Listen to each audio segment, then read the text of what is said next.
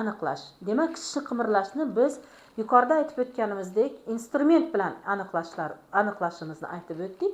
Demak, instrumentar tekshirishimiz bo'yicha bizga bu yerda zond, zerkalo и pinset yordamida ham baholab bilishimizni aytib o'tishim kerak. Demak, tish qimirlashni aniqlagan vaqtimiz tishga yengil bosim orqali pinset yoki zond yordamida vestibulyar, oral, medial, distal va vertikal yo'nalishlarda aniqlashimiz, ya'ni yengil bosim orqali qimirlatib ko'rishimiz bilan tishni qimirlashini aniqlab holatini baholashimiz mumkin ekan.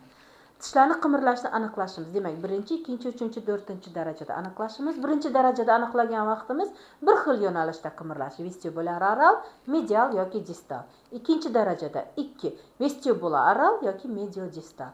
3-darajada vestibular oral va medio distal yo'nalishda. 4-darajada vertikal va barcha yo'nalishlarda. Yuqorida aytib o'tganimizdek, odontoparodontogrammada, demak, 3-4 qismida eng og'ir daraja deb aytib o'tdik. Bu yerda milkni yumshoq to'qima ushlab turibdi-yu, alveolar o'simta lizisga uchragan deb aytib o'tib ketdik. Demak, bu bilan biz tishni qimirlash darajasini aniqlab baholar ekanmiz. Renginologik tekshiruv usulimiz bu ham qo'shimcha usullardan hisoblanadi. Renginologik usul parodont kasalliklari uchun qo'shimcha tekshirish usullari orasida yetakchi ahamiyatga ega. Usul jag'lar suyak to'qimasida patologik o'zgarishlar mavjudligini, tabiatini, darajasini va tarqalishini aniqlash, parodont kasalliklarining differensial diagnostikasini o'tkazish imkonini beradi. Demak, biz tishlarni kasallik va kasallik karies asoratlarini renginologik usul bilan diagnostika qilish imkonini beradi ekan. Renginologik tekshiruvdan yana bir qo'shimcha tekshiruvlarimizdan biri ortopantomografiya. Ortopantomografiyada tasvirda ikkala jag'ning okklyuzion holatida jag' past tanasi, tish qatorlari, burun bo'shlig'i, yuqori jag' sinuslarini ko'zdan kechirish imkoni mavjud. Demak, mana ko'rdik. Renginologik tekshiruvda, demak, uchlamchi kompyuterli tomografiya, ya'ni zamonaviy stomatologiyada kompyuterli tomografiya bu uch taraflama, uchlamchi zamonaviy rentgen usuli hisoblanib, unda tasvir kompyuter rentgen tomografiyasi tomografining cheklangan konussimon nurlari yordamida olinadi. Hozir zamonaviy stomatologiyada, demak, tishni ko'rsatmasiga qarab implant qo'yish, ya'ni o'sma holatlari bo'ladigan bo'lsa yoki tishsizlik, katta qisman jag'da tishsizlik bo'lsa, implant qo'yiladigan bo'lsa, обязательно bunda zamonaviy texnologiya, ishlamchi kompyuter tomografiya tekshiruv usulidan foydalangan holda baholab tekshirish usuli o'tkaziladi. Qo'shimcha tekshirish usullaridan yana bittasi reoparodontografiya. Bu nima degani? Bu tirik to'qimalarning ular orqali o'tadigan yuqori chastotali elektr tokiga chidamliligini o'zgarishini ro'yxatga olishga asoslangan qon aylanish funksiyasini o'rganish usuli hisoblanadi. Elastiklik, tonus, zarar darajasi, organik va funksional o'zgarishlar va parodontal to'qimalarning qon aylanishi reoparodontografiya qon tomir devorining holatini ham baholash imkonini beradi. Xo'p, qo'shimcha tekshirish usullaridan yana bittasi gnatodinamometriya.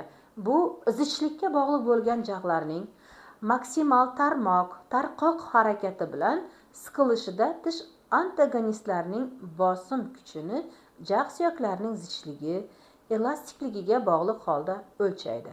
Demak, gnatodinamometriya jag'larni, yuqori hamda pastki jag'ni bir-biriga harakatida antagonistini bosim kuchi, ya'ni misol uchun jag' suyaklarini elastikligiga bog'liq holda bu ortoped, ya'ni tishni ortopedik konstruksiya bilan qo'yadigan ortoped mutaxassisimizga juda ham yaxshi qo'shimcha tekshirish usullaridan biri hisoblanadi.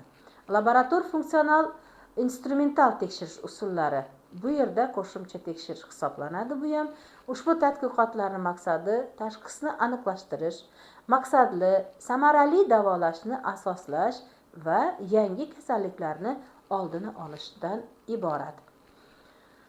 Bunda qonni klinik tahlili juda ham muhim. Eritrotsitlarning sonini, gemoglobin, rang ko'rsatkichi, leykositlarning soni, leykositlar formulasini baholash, kasallik og'irligi, xarakteri va organizmning reaktivlik qobiliyatini aniqlab beradi. Biz bilamiz, asosiy hamda qo'shimcha tekshirishlardan yana birisi sitologik tekshiruv hisoblanadi. Asosiy hamda qo'shimcha tekshirishlarni o'tkazishimizdan asosiy maqsad, demak, biz yana chuqurroq o'rganish va kasallikni chuqurroq darajada aniq tashxis qo'yish maqsadida sitologik ham tekshirish bizga juda ham katta imkoniyat beradi erta tashxis qo'yish uchun. Protez ostidagi shilliq qavatning holatini aniqlaymiz, dinamikasini o'rganamiz hamda yallig'lanish kasalliklarini, og'iz shilliq qavati va turli onkologik kasalliklar o'rtasidagi zarur differensial diagnostikasini o'tkazish imkonini beradi. Sitologik tekshiruv. Histologik tekshiruv nima beradi? Histologik tekshiruv infiltratsiya, o'smalar, qiyin yaralar va boshqalar mavjud bo'lganda tashxis qo'yish yoki tasdiqlash uchun ishlatiladi.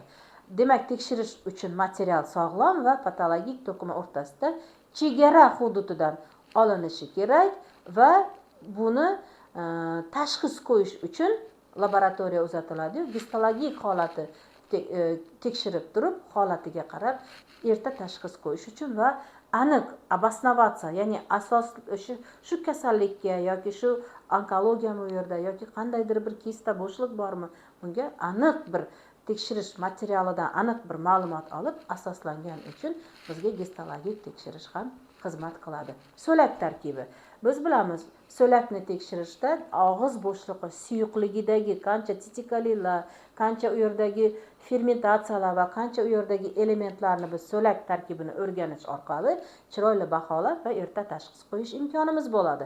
Buning uchun organik va noorganik komponentlarning miqdori, sekretsiya darajasi, pH miqdori, qovushqoqligi miqdori, cho'kma miqdorlarini aniqlab berib, so'lak tekshiruvini ko'rib, biz yana bu holatga baho berib va tashxisda aniq natija bo'lishi uchun so'lak tekshiruvini ma'lumotlarini ham qo'shimcha tekshirishda ko'proq natija yaxshi natija olar ekanmiz. Elektrodontodiagnostika, elektr to'qi bilan qo'zg'alganda tishning sezgir nervlarining qo'zg'aluvchanligini baholash usuli. Intakt tishlarda elektr to'qiga sezuvchanlik 2-6 mikroamperni tashkil etadi. EOD, demak, elektrodontodiagnostika bilan biz normada 2-6 mikroamperni tashkil qilsa, intakt tishlardagi pulpani sezuvchanligi, bunga qarab tashxis qo'yishda shu tishdagi sezgir nervni qanchalik qo'zg'alganligi bo'yicha baholash usulimiz ekan. Termoodontodiagnostika. Bu nima? Termoodontodiagnostika tishni sezgir nervlarni qo'zg'alganligini harorat bilan tekshirish, harorat yordamida baholash usuli ekan. Buning uchun sovitilgan suv, havo oqimi, qizdirilgan hamda gutaperchalardan foydalanishimiz bizga yaxshi natija berar ekan. Bugungi asosiy hamda qo'shimcha tekshirishlar ma'ruzamiz shulardan iborat edi.